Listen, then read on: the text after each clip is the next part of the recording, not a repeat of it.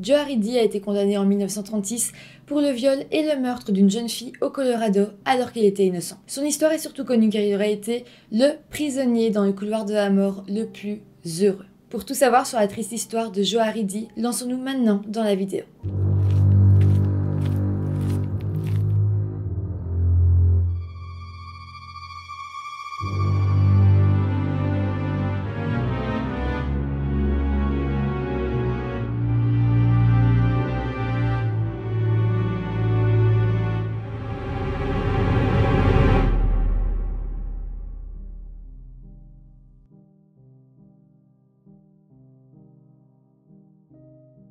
Hello tout le monde, on se retrouve aujourd'hui pour une histoire assez triste d'un homme qui a été condamné à mort alors qu'il était innocent. J'avais vraiment envie de vous parler de cette histoire tellement Joe Haridi est un homme extrêmement touchant qui mérite qu'on parle de lui même des années et des années après sa condamnation à mort. Juste avant de commencer la vidéo, je vous rappelle juste de vous abonner à la chaîne si ce n'est pas encore fait. Vous pouvez aussi vous abonner à mon compte Instagram et puis aller faire un tour sur mon compte YouTube si vous en avez envie. Je vais commencer par vous parler un petit peu de Joe Haridi. Joe est né le 29 avril 1915 en Amérique, à Pueblo, dans le Colorado.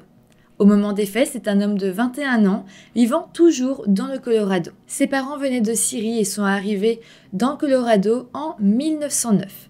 Ils ne parlaient pas très bien français, donc ils avaient des offres d'emploi assez limitées, mais Henri, le père, a tout de même trouvé un travail dans une usine d'acier, pas très loin de là où il habitait. Après ça, la famille a vécu dans une maison qui leur avait été louée grâce au travail d'Henri. En 1915, Joe va naître et en 1920, le couple va avoir 2 autres enfants. Ils avaient des revenus assez modestes, mais la famille arrivait quand même à survivre avec les revenus de Henri. Pour ce qui est de Joe, il n'avait pas vraiment la vie facile. En fait, il souffrait d'une déficience intellectuelle qui faisait que dans sa tête, il avait en fait l'esprit d'un enfant de 6 ans seulement. À cause de ça, Joe était quand même très naïf et il se faisait facilement influencer par son entourage. Il a passé que 2 ans à l'école primaire avant de se faire renvoyer parce qu'il n'arrivait pas à apprendre, il avait beaucoup de difficultés, ce qui fait qu'il ne savait ni lire ni écrire. Au final, le quotidien de Joe, c'était de marcher et de errer dans la rue pendant que sa maman, Marie, s'occupait de ses frères et sœurs. Ce qui est vraiment triste, c'est que comme il était un petit peu vu comme un homme bizarre, personne l'aimait dans le quartier, les gens étaient très méfiants de lui, ils le trouvaient étrange, ils avaient même peur de lui et les voisins de là où il habitait, les voisins de ses parents, le détestaient. C'est vraiment triste parce qu'on est quand même en 1930 et à l'époque, les personnes qui ont une déficience intellectuelle, on ne sait pas vraiment comment les aider. Par contre, sa maman se sentait vraiment très mal de ne pas pouvoir faire grand chose pour son fils. Mais bon voilà, à l'époque, il n'y avait pas autant de choses mises en place pour aider les personnes en difficulté. Ça fait qu'à l'âge de 10 ans, Joe a été envoyé dans une sorte d'établissement qui se situait dans le Colorado et qui était censé aider les enfants en difficulté mentale. Mais pour être honnête, il s'agissait surtout d'un asile pour enfants. Pour que vous vous rendiez compte, on pense même que dans cet établissement, on droguait les enfants pour qu'ils soient plus calmes. Donc c'est vraiment horrible. 1 an plus tard, Joe va quitter cet asile pour retourner avec sa famille, mais il y sera renvoyé quand même de temps en temps. Et ça va vraiment être un épisode assez traumatique pour lui. Bon, maintenant, on va un petit peu abandonner Joe et on va parler d'un crime qui s'est passé dans le Colorado en 1936, donc quand Joe avait 21 ans. Cette histoire se passe le 15 août 1936. Un couple va rentrer chez eux après le travail et en ouvrant la porte de leur domicile, ils vont faire face à quelque chose de très macabre. Ils vont retrouver leur fille de 15 ans qui s'appelle Dorothée Drain, allongée et morte dans une mare de sang. Les parents progresseront alors dans la maison et trouveront leur 2e fille qui s'appelle Barbara Drain et qui est donc la sœur cadette. Barbara, elle aussi, avait été attaquée et frappée à la tête, mais heureusement, elle avait survécu. On apprendra plus tard que la personne qui était rentrée dans cette maison avait aussi violé les 2 filles. Il faut se rendre compte qu'après une infraction, un viol et un meurtre comme celui-ci, la population du Colorado va vraiment être en panique. Il y a quelqu'un qui cavale alors qu'il est capable de faire ce genre de choses. D'ailleurs, 2 femmes iront à la police et expliqueront qu'elles se sont faites attaquer elles aussi par un homme à la peau assez foncée le même jour du meurtre de la petite Dorothée et pas très loin de la maison des Drain. Donc la police va directement être mise sur le coup, ils vont chercher des preuves, des témoignages, mais malheureusement ça ne donnera rien. Par contre, les habitants du Colorado et absolument tous les médias vont mettre une énorme pression sur le dos des policiers. Ils ne trouvent rien et tout le monde est en colère, tout le monde veut savoir la vérité et tout le monde veut que quelqu'un aille en prison. Je dis pas vraiment ça pour justifier ce que vont faire les policiers par la suite, je dis vraiment ça pour que vous vous rendiez compte du contexte de l'époque. Donc les jours passent encore et encore, les policiers ne trouvent rien. Mais à un moment donné, ils vont suivre une nouvelle piste. En fait, ils ont entendu parler d'un homme qui se balade très souvent dans le quartier, qui erre, qui passe ses journées à errer, qui a un comportement très étrange et sans doute, peut-être, qu'il serait l'assassin qu'on recherche. Cet homme, vous imaginez bien qu'il s'agit de Joe Arridi. Le shérif George Carroll va donner l'ordre d'arrêter Joe et je le rappelle, sur base de rien, juste à cause de son retard mental et le fait qu'il était un petit peu différent. Les policiers vont alors expliquer en détail le meurtre de Dorothy Drain à Joe et vont ensuite lui mettre un bon coup de pression pour qu'il avoue et suite à ça, Joe va donc avouer les faits. Bon, il faut se rendre compte que c'est pas seulement la pression des policiers qui l'ont fait avouer, c'est la pression de ses voisins, de toutes ses connaissances, de tous les médias, de même tous les habitants du Colorado qui voulait qu'il avoue. Tout le monde voulait qu'il avoue et c'est comme mettre une pression comme ça sur un enfant de 6 ans. C'est inhumain parce que tout le monde avait quelque chose contre lui en particulier. Donc c'est comme ça qu'il a fini par avouer. Les policiers lui ont même mis un autre coup de pression en lui expliquant que s'il n'avouait pas le meurtre de Dorothy, des choses très mauvaises allaient lui arriver. Donc évidemment, la police avait bien compris que Joe souffrait d'un handicap mental et ils ont clairement profité de sa mentalité d'un enfant de 6 ans pour lui faire peur et le manipuler. En plus de ça, il y a un petit peu de racisme aussi dans cette affaire. Vous vous rappelez que les 2 femmes avaient expliqué avoir été agressées par un homme à la peau foncée. Et dans cette histoire, eh bien c'est vrai que Joe Arridi avait une peau un petit peu plus foncée parce que ses parents étaient syriens et ses parents étaient venus aux États-Unis, au Colorado, et quand ils ont eu Joe, il était typé syrien. Donc c'est vrai que ça les arrangeait pas mal parce qu'il pouvait correspondre à la description de ces 2 témoins. En plus de ça, ce qui arrangeait les policiers, c'était de pouvoir dire que cette bête, ce criminel atroce n'était pas un vrai Américain, que c'était une personne d'une autre origine, comme pour l'enfoncer encore un peu plus. En plus de ça, et vous allez voir que rien joue en sa faveur, les parents de Joe étaient en fait cousins, ce qui explique donc son retard mental, parce que deux personnes dans la même famille qui ont un enfant, il y a fort à parier que l'enfant ait des problèmes.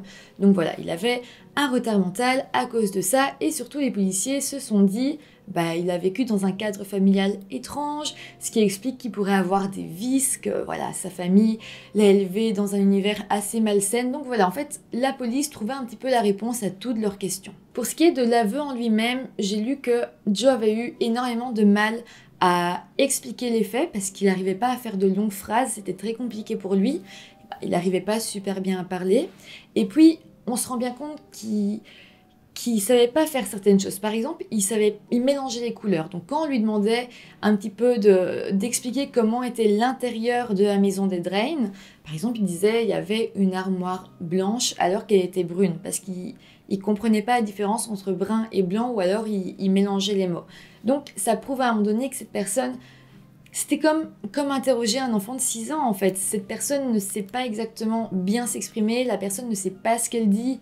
Et ça se ressent, et surtout qu'il avait l'air tout petit, tout inoffensif, comme si cette personne ne pouvait vraiment pas faire de mal à une mouche. En plus, j'ai été extrêmement choquée parce que j'ai appris que quand quelqu'un confesse, il doit y avoir une trace écrite de cette confession. Et la plupart du temps, même tout le temps, c'est donc la personne qui confesse qui écrit sa confession.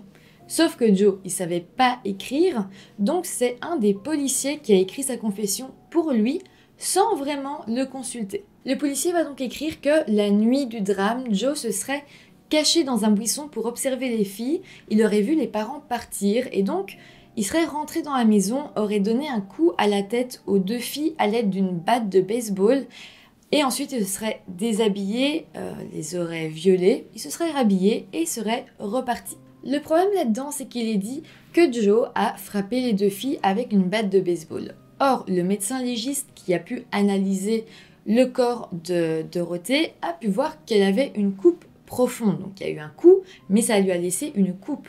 Donc selon le médecin légiste, c'est une grosse lame qui aurait créé cette coupe.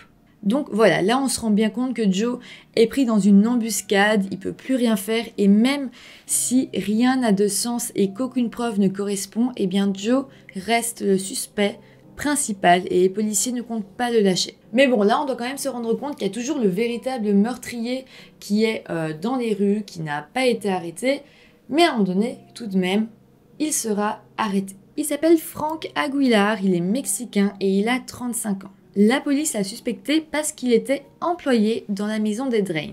En plus de ça, il avait eu un comportement vraiment très bizarre à l'enterrement de Dorothée. Il demandait tout le temps où était le père, il était vraiment très étrange. Et la police a décidé de faire une perquisition dans sa maison. Pendant cette perquisition, eh bien, ils ont retrouvé une hache qui correspond totalement à l'arme du crime, qui correspond à cette grosse lame dont le médecin légiste avait parlé. Mais attendez, parce que là, ça va vraiment devenir dingue. Parce que là, les médias vont publier le fait que ce Frank Aguilar a été arrêté et qu'il avait l'arme du crime. Donc les gens ont commencé à se demander pourquoi Joe avait confessé avoir tapé les filles avec une batte de baseball si finalement l'arme du crime est une hache, parce que voilà, ça ne correspond pas et les gens ont commencé à douter du travail des policiers. Donc là, la police est vraiment dans une sale situation et pour essayer de se rattraper, ils vont dire que Joe était en fait le complice de Frank. Donc Frank sera jugé pour le meurtre et les viols, mais Joe également. Donc voilà, là, ça prouve bien que la police ne veut pas laisser sortir Joe, et même si, à mon avis, ils savaient au fond d'eux que,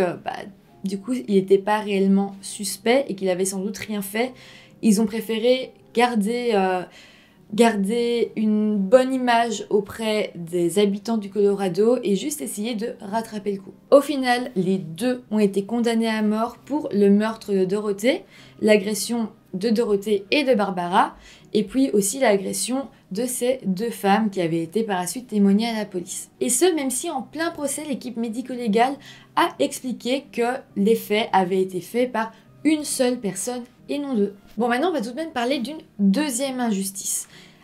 Maintenant, imaginons que Joe aurait bel et bien commis les meurtres. Eh bien, il était handicapé mental, c'est-à-dire qu'il ne peut pas être tenu responsable de ses actes et devait donc avoir à finir sa vie dans un hôpital psychiatrique. Un hôpital psychiatrique, c'est clairement pas mieux qu'une prison, mais c'est en tout cas plus adapté à lui. Des gens vont prendre soin de lui pour que, mentalement parlant, il puisse peut-être un jour se guérir ou comprendre ce qui s'est passé. Tout simplement. L'envoyer en prison, c'est comme envoyer un enfant en prison. Ça n'a aucun sens. En plus, si on cumule à ça qu'il était totalement innocent. Mais voilà, donc déjà ça, c'est une deuxième injustice. Pourquoi envoyer une personne avec des grosses déficiences intellectuelles en prison? Aujourd'hui, ça ne se fait presque plus. On envoie les gens avec des déficiences mentales dans des hôpitaux psychiatriques. Bon, voilà. Sinon, maintenant, ce qui vient rendre l'histoire un petit peu plus douce, toujours aussi triste, mais tout de même plus douce, j'ai envie de dire, c'est le comportement de Joe en prison. En fait, Roy Best, qui était le directeur de la prison, a déclaré que Joe était le criminel le plus heureux d'apprendre qu'il était dans le quartier des condamnés à mort. Il faut quand même se rendre compte qu'à cause de son handicap, Joe ne comprenait pas vraiment le principe ou le sens de la mort. En fait, on ne sait pas vraiment pourquoi, mais suite à son placement dans le couloir de la mort, Joe était chaque jour de plus en plus heureux. D'ailleurs, à son procès, quand Joe a appris qu'il était condamné à mort, un énorme sourire s'est dessiné sur son visage. Malgré tout, l'avocat de Joe, Guy Ireland, a tout fait pour le sortir du couloir de la mort, mais malheureusement, il n'a pas vraiment pu rivaliser avec la loi, qui dans le Colorado est vraiment toute puissante. D'ailleurs, l'avocat s'exprimera énormément de fois aux médias, à la population du Colorado, pour expliquer que selon lui, son client n'avait strictement rien à voir dans ces crimes. Bon, sinon les années vont passer et va arriver le moment de l'exécution de Joe. Il faut savoir que la veille de leur condamnation, on offre un repas au condamné à mort et il peut choisir ce qu'il veut. Pour Joe, ce fut une crème glacée. En fait, il avait reçu un petit train pour jouer et il avait mangé sa crème glacée tout en jouant avec son petit train et en fait, il semblait vraiment très heureux. C'est donc le 6 janvier 1939 que Joe va devoir subir sa peine. Ce jour-là, il donnera son seul effet personnel, qui était son petit train, et il partira pour son exécution. À l'époque, au Colorado, l'exécution des prisonniers se faisait en gazant les condamnés à mort. Joe était donc attaché à une chaise à l'intérieur de la chambre à gaz et en quelques instants, il est parti. On sait que pendant l'exécution, quelques gardes se sont même mis à pleurer et on pense qu'à ce moment-là, ils ont compris qu'ils avaient tué un innocent et ça faisait donc d'eux des criminels. Après sa condamnation, l'avocat de Joe Haridi va lancer une pétition qu'il enverra à la Cour suprême du Colorado et il écrira même dans cette pétition qu'il va falloir attendre très longtemps avant que la honte qui repose sur le Colorado se dissipe. En 2011, donc plus de 70 ans après la mort de Joe, le gouverneur de l'État du Colorado va lui offrir une grâce post-mortem. Il dira alors « Le pardon de Joe Haridi ne peut pas effacer l'événement tragique de l'histoire du Colorado. C'est dans l'intérêt de la justice et par souci de décence que son nom soit rétabli. » Aujourd'hui, plusieurs personnes viennent encore se recueillir sur la tombe de Joe Haridi et lui demandent pardon au nom de l'Amérique et l'État du Colorado. Voilà, c'est comme ça que se termine cette très triste histoire, je trouve. C'est vraiment triste parce que je me dis, ça existe toujours, ce genre d'histoire existe toujours et peut-être dans 10, 20, 30 ans, on apprendra que d'autres personnes condamnées à mort étaient en fait innocentes. Et vraiment, ça me glace le sang, c'est horrible. Dans ce cas-ci, heureusement pour lui, Joe ne s'est pas vraiment rendu compte de ce qui lui arrivait et il avait l'air très heureux et tant mieux pour lui dans un sens. Mais voilà, ça reste quand même une histoire très lourde, je trouve. En tout cas, si la vidéo vous a intéressé, n'hésitez pas à mettre un petit pouce en l'air, ça fait toujours plaisir. Et moi, je vous retrouve très bientôt pour une nouvelle vidéo. Bye!